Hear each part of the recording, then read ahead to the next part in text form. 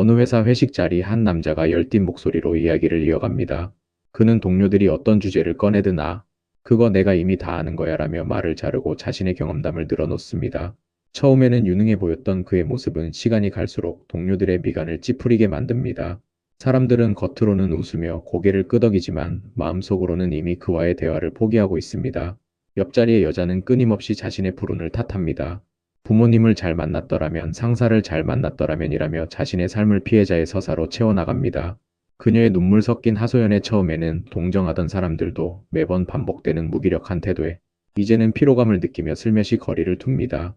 존경받고 싶어서 더 많이 알고 있는 척하고 사랑받고 싶어서 무조건 상대방의 의견에 동조하며 네, 맞아요만 연발하는 사람들.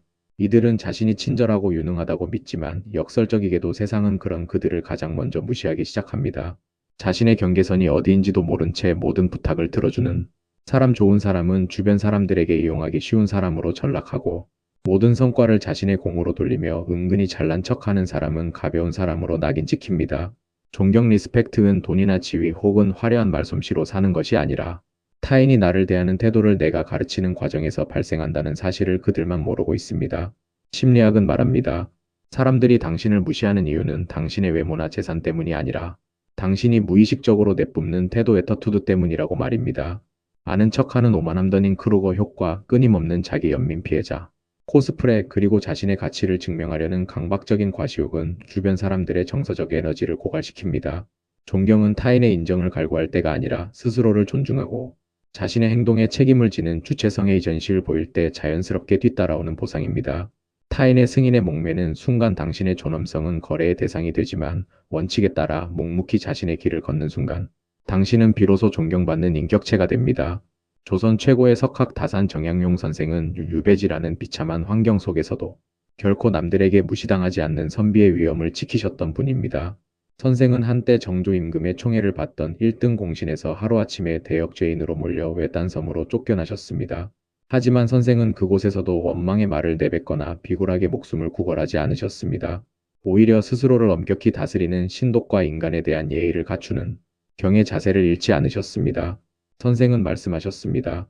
남이 나를 천하게 여기는 것은 내가 스스로를 천하게 여기기 때문이며 남이 나를 무시하는 것은 내가 무시당할 만한 태도를 보였기 때문이다라고 말입니다. 오늘 지혜와 깨달음에서는 심리학이 분석한 사람들이 당신을 무시하게 만드는 7가지 태도를 거울 삼아 정약용 선생이 제시한 어떤 상황에서도 존엄을 지키는 품격의 비밀을 나누고자 합니다. 열심히 사는데도 늘 주변에서 겉돌거나 무시당한다고 느꼈던 당신, 사람들에게 잘해주고도 상처받기만 했던 당신에게 성현의 가르침은 무너진 자존감을 다시 세우고 타인의 존경을 끌어내는 명확한 지침이 될 것입니다. 이제 당신의 태도를 바꾸고 삶의 주권을 되찾는 지혜의 여정을 시작합니다. 심리학이 분석하는 존경을 갉아먹는 첫 번째 태도는 바로 이미 다 안다는 태도다. I already know attitude입니다. 흔히 더닝-크루거 효과로 설명되듯 능력이 부족할수록 근거 없는 자신감에 차서 타인의 조언을 가로막고 자신의 지식을 과시합니다. 하지만 진짜 지혜로운 이들은 자신이 모르는 영역이 얼마나 넓은지를 알기에 늘 질문하며 경청합니다. 내가 다 안다고 말하는 순간 사람들은 당신을 유능하다고 생각하는 것이 아니라 더 이상 배울 게 없는 시끄러운 사람으로 규정하고 마음의 문을 닫습니다. 존경은 확신에 찬 목소리가 아니라 진리를 향한 겸허한 태도에서 싹트기 때문입니다. 여기에 더해 피해자 에너지 빅텀 에너지는 주변 사람들의 존중을 가장 빠르게 파괴합니다. 나는 운이 없어 세상이 나를 도와주지 않아라며 자신의 불행을 전시하고 타인의 동정을 갈구하는 태도는 처음에는 연민을 불러일으킬지 모르지만 곧 주변 사람들을 감정적으로 지치게 만듭니다. 인간은 본능적으로 자신의 삶에 책임을 지고 주도적으로 움직이는 주체성의 전시를 가진 사람에게 끌립니다. 끊임없이 자신을 무력한 존재로 프레임 씌우는 사람 곁에서 타인은 무력감을 느끼고 결국 저 사람은 도와줘도 소용없다며 무의식적으로 거리를 두게 됩니다. 피해자라는 가면은 당신을 잠시 위로해 줄 수는 있어도 결코 존경받는 인격체로 만들어주지는 않습니다. 이러한 오만함과 자기 연민의 함정을 정약용 선생은 유배지 강진의 좁은 방에서 학문의 힘으로 극복해내셨습니다. 선생은 당시 조선 최고의 지식인이었지만 유배지에서 만난 이름 없는 아치들과 백성들에게조차 내가 모르는 것을 가르쳐 달라며 고개를 숙이셨습니다. 선생은 말씀하셨습니다.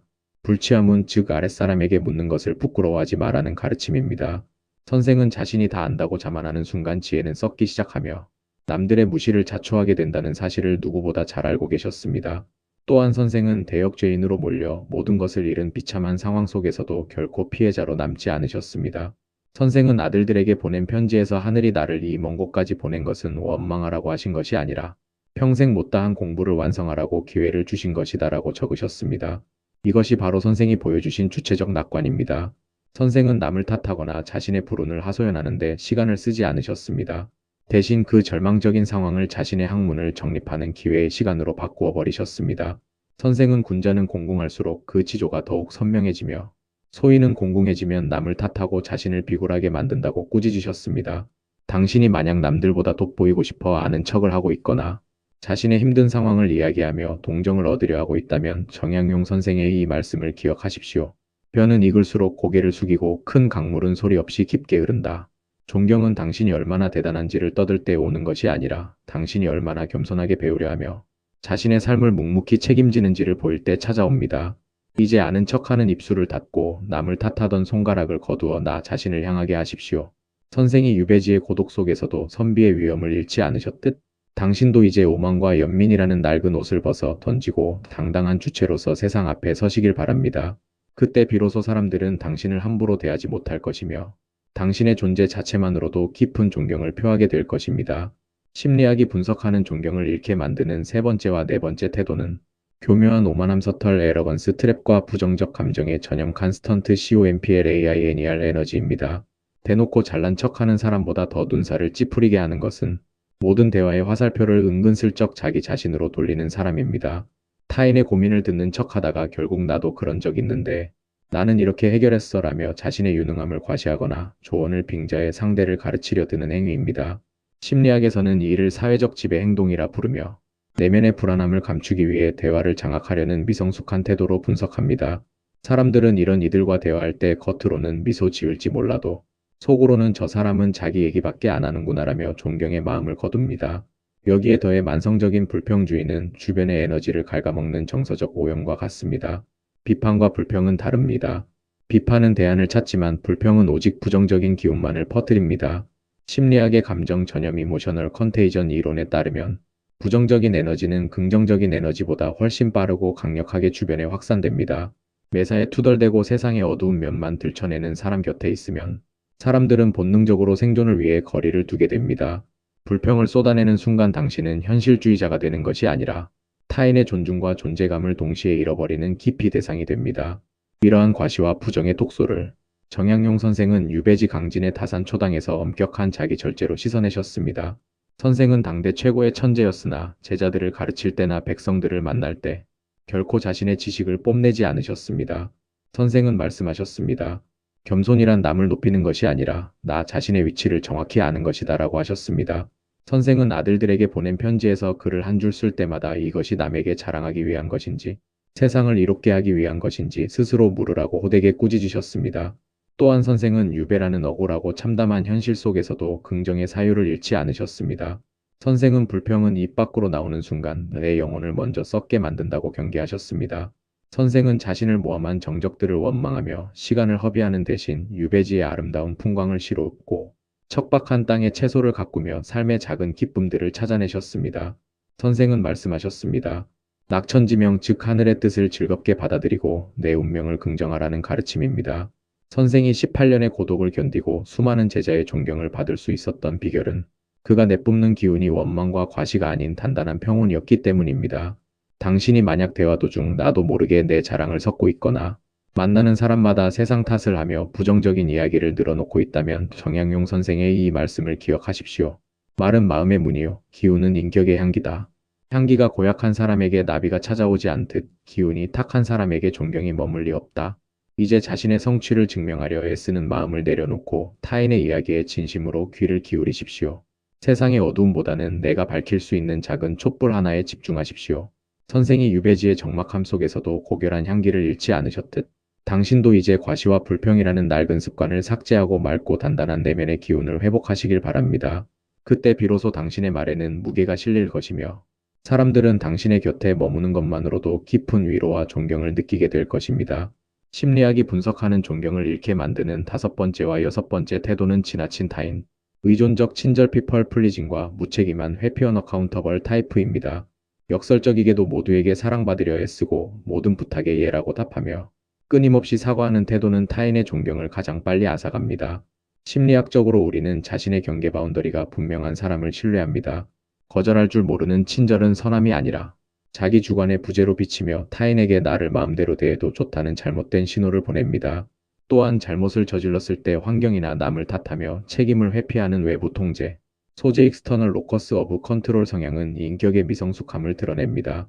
사람들은 결과가 나쁘더라도 자신의 선택을 책임지는 사람에게 고개를 숙이지 변명을 늘어놓으며 도망치는 사람에게는 결코 마음을 내어주지 않습니다. 이러한 비굴한 친절과 비겁한 회피에 대해 정약용 선생은 강의, 즉 굳세고 꿋꿋한 기상을 강조하셨습니다. 선생은 유배지에서도 지방 관료들의 부당한 요구에 결코 굴복하지 않으셨습니다. 죄인의 신분이었으나 도리에 어긋나는 일에는 아니오라고 말할 수 있어야 참된 선비다라며 자신의 자존감을 지키셨습니다. 선생은 말씀하셨습니다.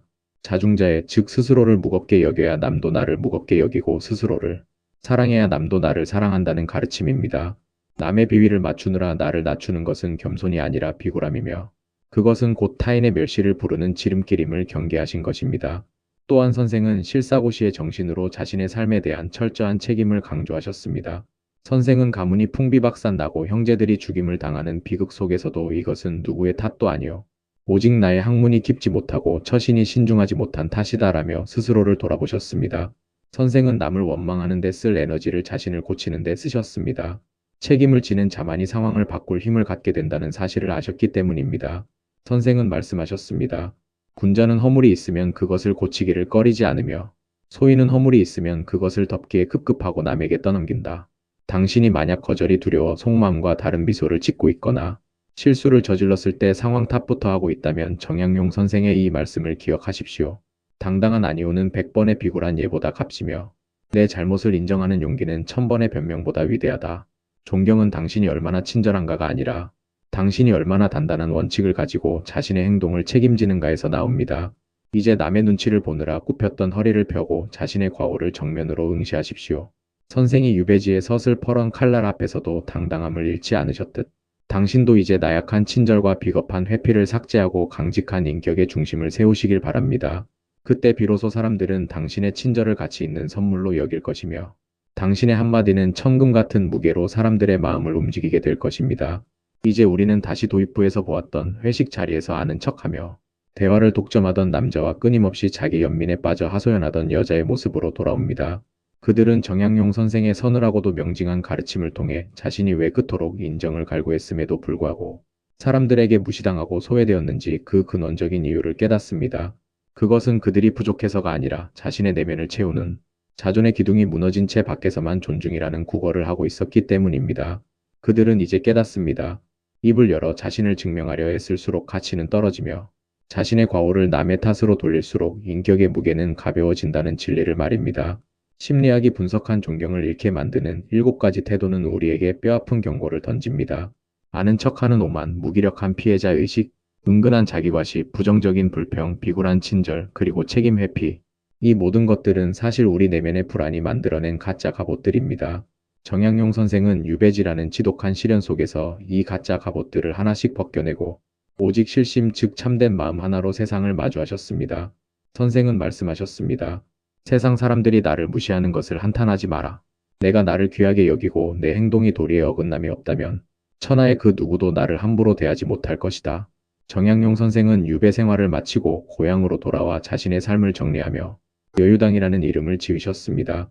겨울에 냇물을 건너듯 조심하고 사방의 이웃을 두려워하듯 경계한다는 뜻입니다. 이것은 비굴함이 아니라 자신의 말과 행동이 타인에게 어떤 영향을 미치는지 끊임없이 살피는 고도의 자기 성찰입니다. 선생은 평생을 남에게 존경받기 위해 살지 않으셨습니다. 오직 자기 자신에게 부끄럽지 않기 위해 사셨습니다. 그 결과 선생은 굳이 소리 높여 권위를 세우지 않아도 조선 역사상 가장 깊은 존경을 받는 스승으로 남으셨습니다. 우리가 오늘 나눈 7가지 태도를 삭제하는 과정은 당신의 영혼의 품격이라는 새살이 돋게 하는 과정입니다. 정약용 선생은 유배지의 척박한 땅에서 자신을 비웃는 세상을 향해 나뭇가지를 쳐내야 나무가 곱게 자라듯 마음의 독소를 쳐내야 인간의 위험이 바로 선다고 다독이셨습니다.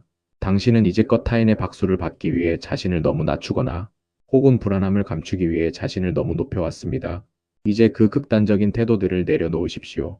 당당하게 거절하고 기꺼이 책임지며 침묵 속에서 당신의 가치를 증명하십시오.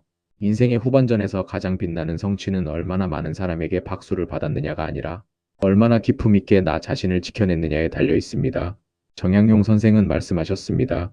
존경은 요구에서 얻는 것이 아니라 당신의 삶의 향기를 바랄 때 저절로 찾아오는 손님이다. 오늘 지혜와 깨달음에서 나눈 이 이야기가 타인의 시선에 휘둘려 상처받았던 당신의 마음에 단단한 방패가 되었기를 바랍니다. 당신은 그 자체로 충분히 귀한 존재입니다.